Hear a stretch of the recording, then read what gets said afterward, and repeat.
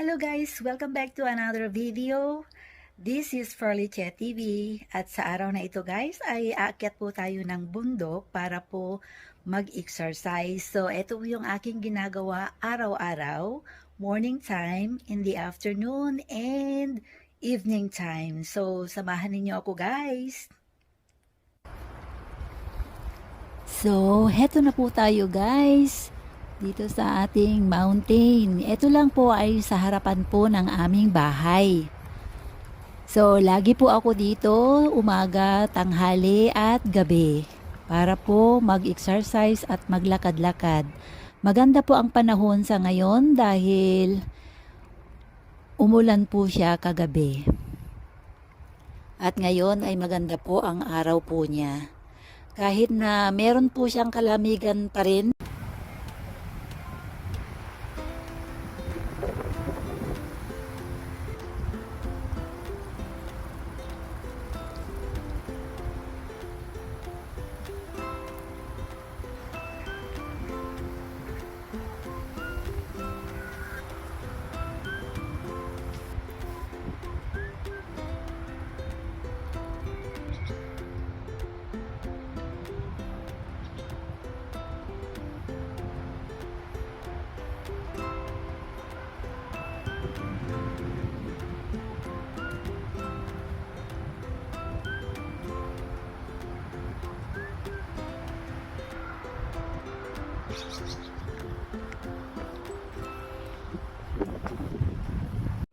At sa tuktok po ng bundok guys ay meron ka pong makikitang itong parang bahay siya pero parang pahingaan lang po siya. Napakaganda, parang palasyo. Open area po yan guys at meron din po silang camera dyan. Kung meron kang gagawing masama ay makakamera ka talaga.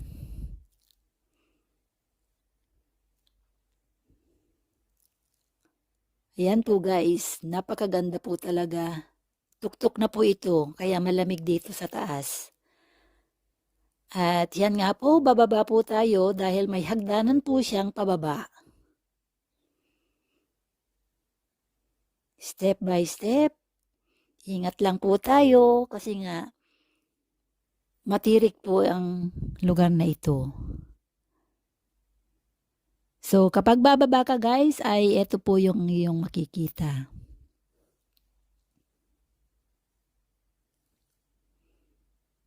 Yan, 'di ba guys, ang dami ng mga greenish na dahon na dahil pa-summer na po siya.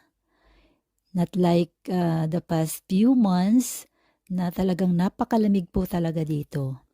At hindi lang naman po ako ang naglalakad dito. Marami pong mga naglalakad dito guys, especially pagka umaga dahil nga hindi mainit. So, maraming naglalakad dito.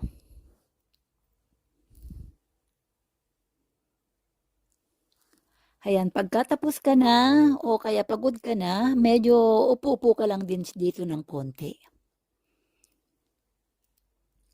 Ayan po, at makikita po ninyo ang aming bahay. Ayan po yung aming building.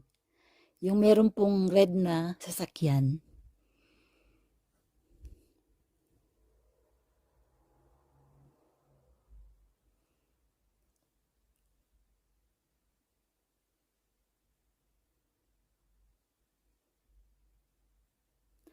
Marirelax ka talaga guys sa lugar na ito. Ako sa araw-araw kong pagpunta dito o pag-akyat dito sa bundok na ito ay napakaganda ng aking pakiramdam after this.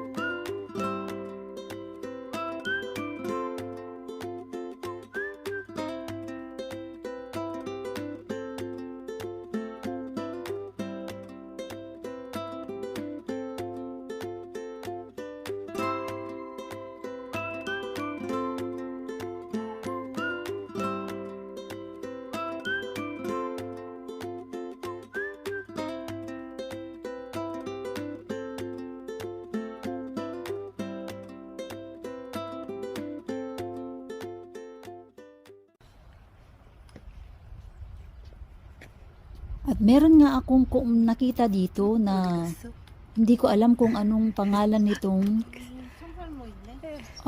hayop na ito. Ayan guys, hindi ko alam ang pangalan, nakalimutan ko ng pangalan niya. Umakyat talaga siya. Napakataas nitong kahoy na to pero inakyat niya dahil nakita niya ako. Ayan, nakikita po niyo siya. Bumababa.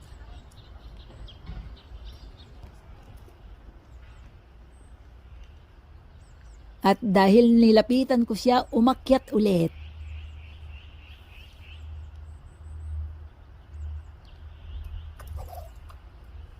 Ayan, ang bilis niyang umakyat guys. Nasa tuktok na siya.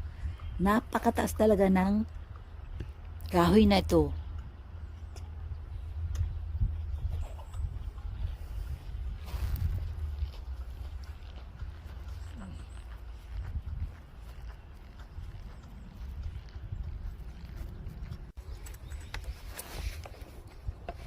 So, hayun guys, pababa na tayo dahil tapos na tayong nag-exercise.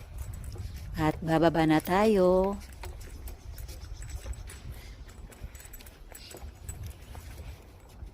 Ingat lamang po sa paghagdan pababa. Baka madulas po tayo.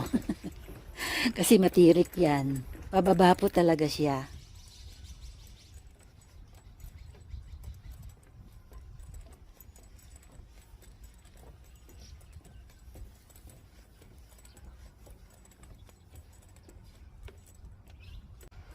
Nandito na po tayo sa ibaba ng bahay at iyan po yung aking kotse. Napakadumi niya. So ito po yung bahay, yung sa baba ng bahay ng building namin. Ayun po yung mountain.